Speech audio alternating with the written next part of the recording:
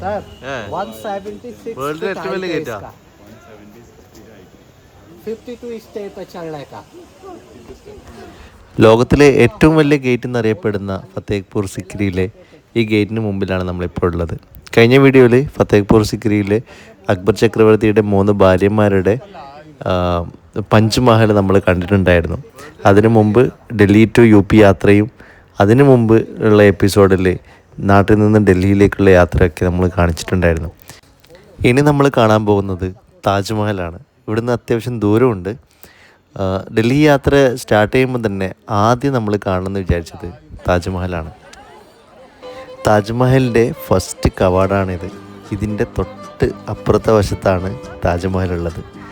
നമ്മൾ ഇതിലൂടെ നടക്കുമ്പോഴന്നെ താജ്മഹലിൻ്റെ കുറച്ച് വശങ്ങളൊക്കെ നമുക്ക് ഇതിൻ്റെ ഉള്ളിലൂടെ ഇങ്ങനെ കാണാൻ വേണ്ടി പറ്റും. ഒരു രക്ഷയില്ല. താജ്മഹൽ പല സ്ഥലത്ത് നമ്മൾ കണ്ടിട്ടുണ്ടെങ്കിലും ഇങ്ങനെ നേരിട്ട് കാണുമ്പോൾ കിട്ടുന്നൊരു വണ്ടറിങ് ഫീലുണ്ടല്ലോ, അത് പറഞ്ഞറിയിക്കാൻ പറ്റില്ല.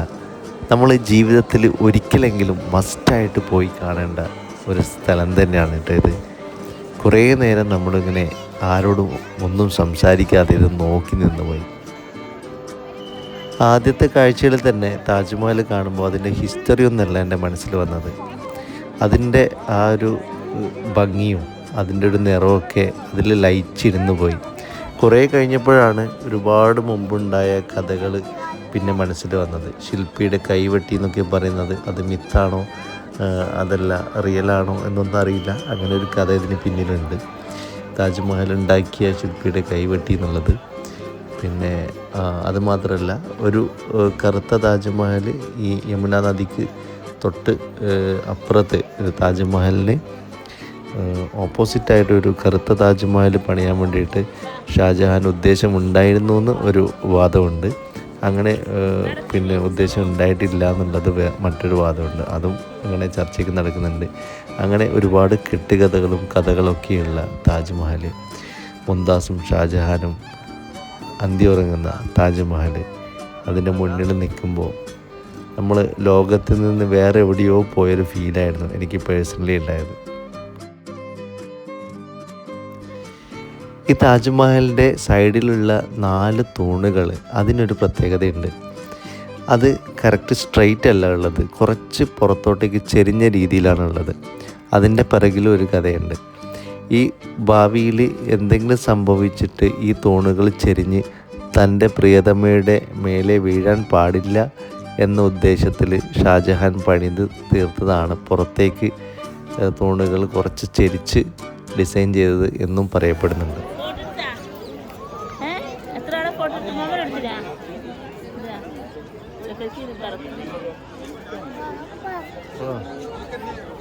ആയിട്ടില്ല. ഡൽഹിയിലെ ആഗ്ര ഫോർട്ടിൽ നിന്ന് ഒരു വശത്ത് നിന്ന് നോക്കുമ്പോൾ താജ്മഹലിൻ്റെ വശങ്ങൾ കാണാൻ വേണ്ടി പറ്റും കേട്ടോ. മകൻ്റെ വീട്ടുതടങ്കലിലായിരുന്ന ഷാജഹാൻ അവസാന കാലത്ത് താജ്മഹലിനെ നോക്കിക്കണ്ടത് ആഗ്ര ഫോർട്ടിലെ ആ കിളിവാതിലൂടെയായിരുന്നു. Bye bye Taj Mahal, see you next time. അങ്ങനെ ഒരുപാട് നേരം താജ്മഹൽ കണ്ടു നിന്ന് നമ്മൾ അവിടെ നിന്ന് ഇറങ്ങിയിട്ടോ. ഇതാണ് താജ്മഹൽ മെട്രോ സ്റ്റേഷൻ. ഇവിടെ നിന്ന് ഇറങ്ങി നേരെ ഗേറ്റ് കടന്നാൽ താജ്മഹലായി. അവിടെ നമ്മൾ ഇറങ്ങി നേരെ ഒരു ടാക്സി പിടിച്ചു. ഇപ്പോൾ ഒരു സിഗ്നലിൽ നിർത്തിയപ്പോഴാണ് ഇങ്ങനൊരു സ്റ്റാച്ചു അവിടെ കണ്ടത്.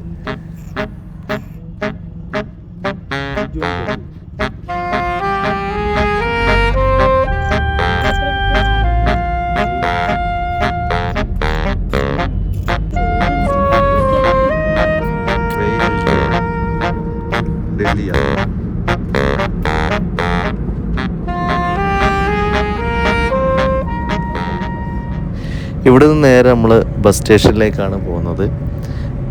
ബസ്സിൽ നമ്മൾ വേറൊരു സ്ഥലത്തേക്ക് യാത്ര ചെയ്യാനുള്ള പരിപാടിയാണ്.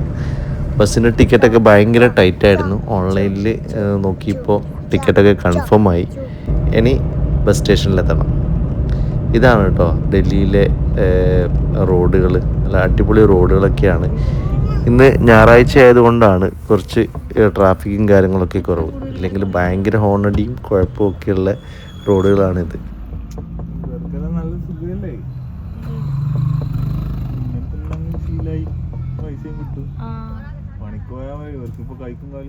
അങ്ങനെ നേരെ ഒരുപാട് വൈകി. ഇനി ഫുഡ് എന്തെങ്കിലും കഴിക്കണം. അവസാനം നമ്മൾ ഇപ്പോൾ എത്തിയിട്ടുള്ളത് കാൻ മാർക്കറ്റിലാണ്. ഒരു അത്യാവശ്യം വൈബുള്ളൊരു മാർക്കറ്റ് തന്നെയാണ് കേട്ടോ കാൻ മാർക്കറ്റ്.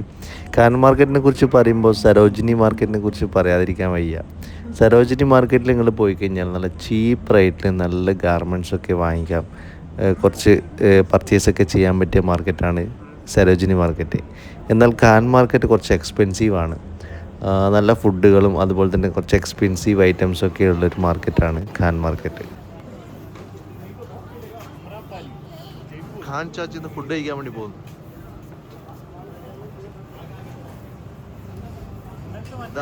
കിട്ടിപ്പോയി ഖാൻ ചാച്ച. ഇതാണ് ഖാൻ ചാച്ച.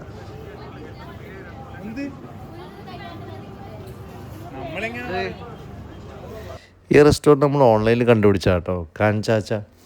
ഇവിടുന്നാണ് നമ്മൾ ഫുഡ് കഴിച്ചത്. ഒരു കഫേ ടൈപ്പാണ്, റെസ്റ്റോറൻ്റ് എന്ന് പറയാൻ പറ്റില്ല.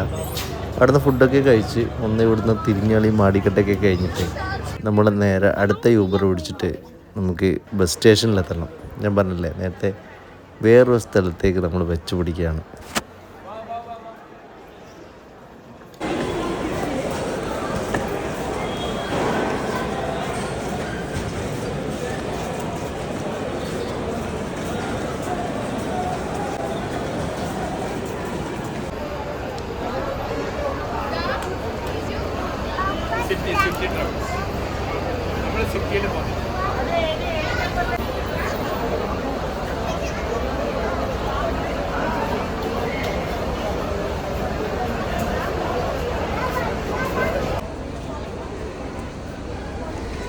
അങ്ങനെ ഒരുപാട് കറങ്ങിത്തിരിഞ്ഞ് നമ്മൾ ബസ് സ്റ്റേഷനിലെത്തി.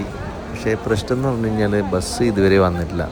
ഓൺലൈനിൽ ടിക്കറ്റ് എടുത്തുകൊണ്ട് തന്നെ ബസ് നമ്പറും ടിക്കറ്റ് നമ്പറും ഒക്കെ നമുക്ക് SMS കിട്ടിയിരുന്നു. പക്ഷേ SMS വന്ന ടൈം പ്രകാരം നോക്കുമ്പോൾ ബസ് ഇനിയും വന്നിട്ടില്ല. 15 മിനിറ്റ് ലേറ്റായി ഓൾറെഡി. പറഞ്ഞ ബേയിൽ നമ്പർ 5 ആണ് ബേ നമ്പർ പറഞ്ഞത്. അതിലും ഇതുവരെ ബസ് എത്തിയിട്ടില്ല. അപ്പം കട്ട വെയിറ്റിംഗ് ആണ്. അങ്ങനെ നമ്മളെ ബസ് വന്നിട്ടോ. നമ്മൾ ബസ്സിൽ കയറി. പിന്നെ ഇനി എങ്ങോട്ടാണ് യാത്ര, എവിടെയാണ് ഡെസ്റ്റിനേഷൻ എന്നൊക്കെ ഉള്ളത് അടുത്ത വീഡിയോയിൽ ഡീറ്റെയിൽ ആയിട്ട് പറയാം. സോ ചെറിയൊരു break. Bye from NMC Viewfinder. This is Navar. Bye. Next video അടുത്ത് തന്നെ വരും കേട്ടോ.